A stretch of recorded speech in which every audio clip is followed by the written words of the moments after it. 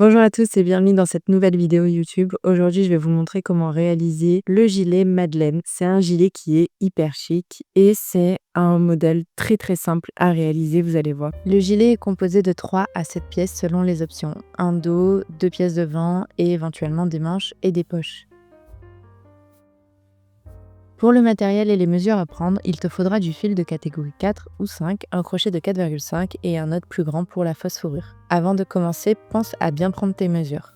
La hauteur de ton buste, de l'épaule au sternum, ainsi que la hauteur et la taille de tes bras si tu ajoutes des manches.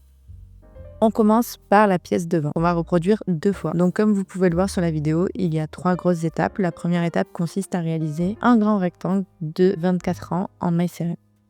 Commence par réaliser une chaînette de 67 mailles, ce qui correspond à 41 cm pour moi. La hauteur de votre chaînette de départ, elle correspond à la hauteur de votre buste.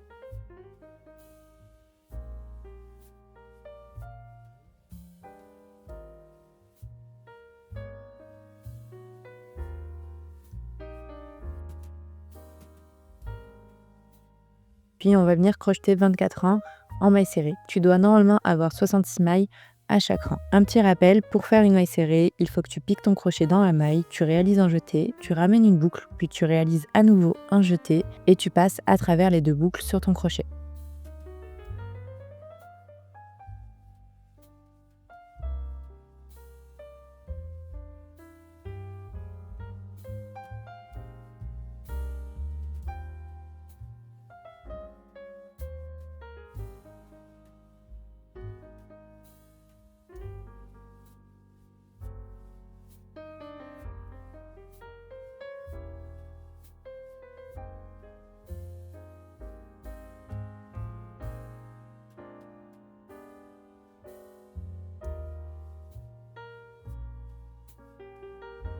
Ensuite, on va venir placer un marqueur sur la 11e maille à partir du bord opposé au fil dès qu'on a terminé les 24 rangs.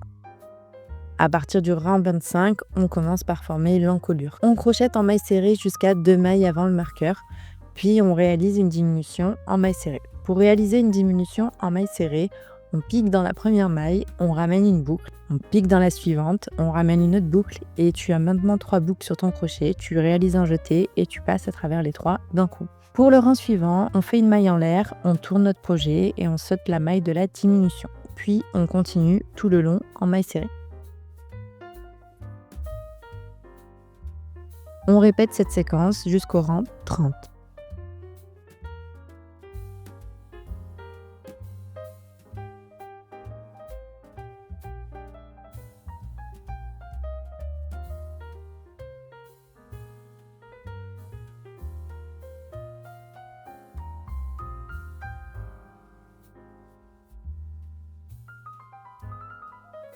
Puis on va venir continuer en maille serrée simple sans réaliser de diminution jusqu'au rang 37, ce qui correspond pour moi à une longueur totale de 25 cm et donc à la longueur de mon demi-buste.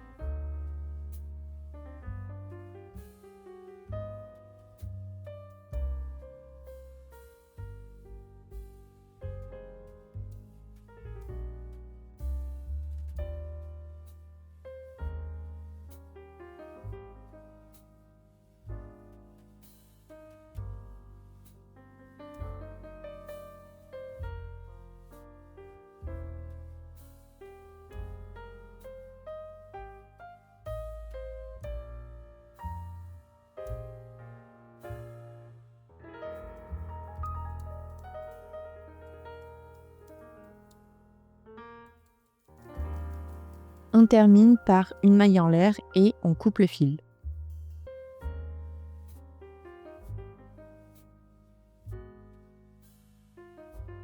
Passons maintenant à la pièce arrière. On réalise les mêmes étapes qu'à l'avant, c'est-à-dire qu'on va venir réaliser une chaînette de départ de 67 mailles, puis 24 rangs en mailles serrées régulières. Au rang 25, on fait une diminution à 2 mailles de la fin, puis on fait une maille en l'air, on tourne, on saute la maille diminuée et on continue en maille serrée.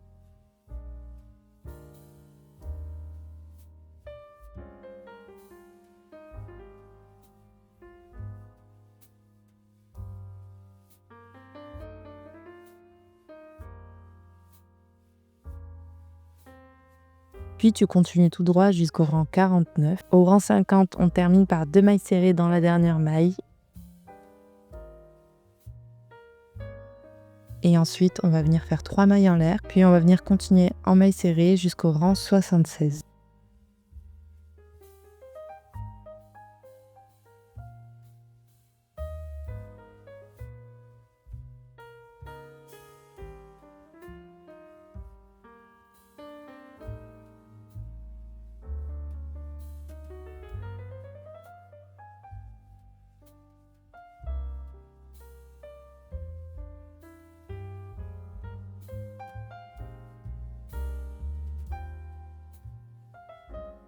La longueur de ma pièce arrière fait 51 cm. Pour les poches, ce sont juste des simples rectangles de mailles serrées. Elles sont optionnelles, mais elles apportent vraiment un vrai plus. Pour obtenir le nombre de ta chaîne de départ, il faut que tu divises par 5 le nombre de mailles du panneau avant, après diminution, et par 3 le nombre de rangs. Par exemple, si ton panneau avant fait 50 mailles après diminution sur 37 rangs, ta poche fera donc 10 mailles sur 12 rangs. Et pour les manches, c'est le même principe, on réalise également des rectangles de mailles serrées. La longueur de ta chaînette de départ correspond à la hauteur de ton bras et le nombre de rangs correspond à la mesure de ton tour de bras. Pour réaliser l'assemblage, on positionne les pièces endroit contre endroit, le dos au centre, les deux devants de chaque côté. On commence par assembler les épaules, on fait des mailles coulées pour les relier.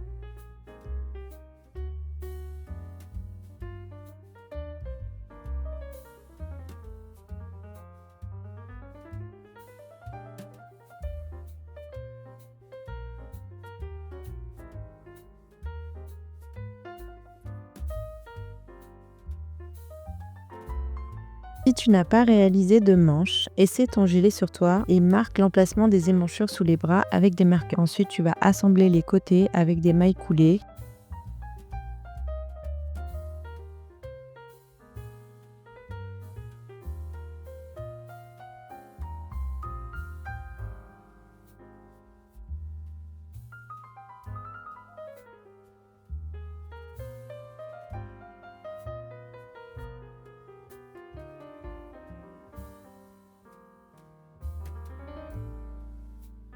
Si tu as réalisé des manches, plie chaque manche en deux dans le sens de la hauteur. Ensuite, on aligne le milieu de la manche avec la couture d'épaule du gilet, endroit contre endroit.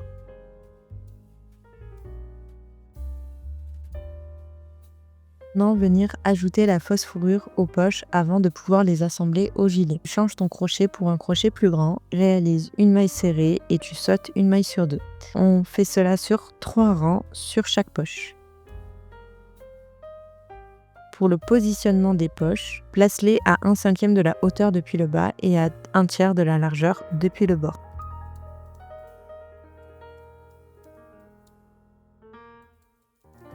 On les assemble avec une simple couture à la main.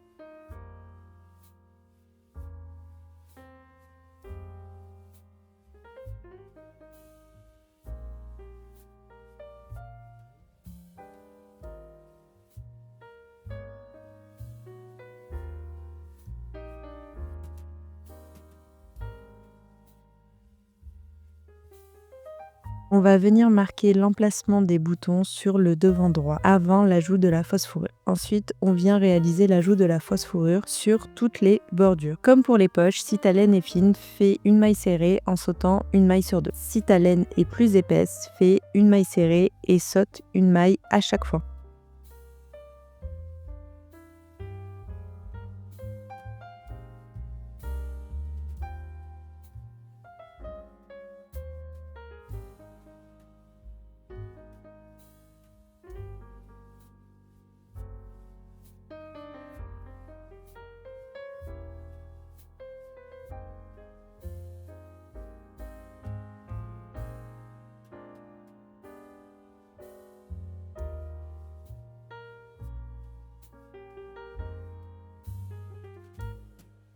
le conseil que je peux te donner, c'est de crocheter au toucher et pas à la vue. Il faut faire glisser ton doigt le long du rang précédent pour sentir les creux des mailles et tu piques dans ce que tu sens, pas forcément dans ce que tu vois. Également, je te conseille de ne pas serrer. Il faut que ta tension soit hyper lâche.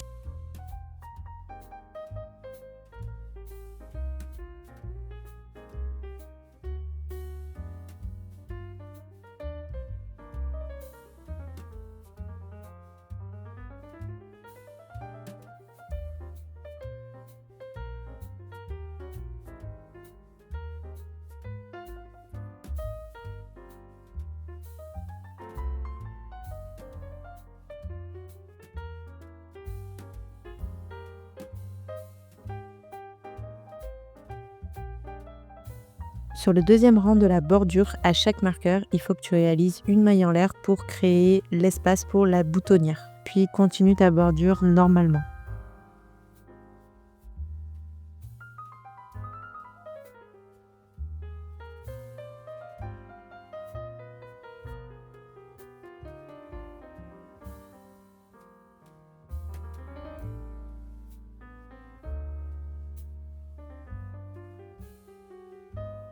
Maintenant, on va passer aux finitions. On rentre bien sûr tous les fils.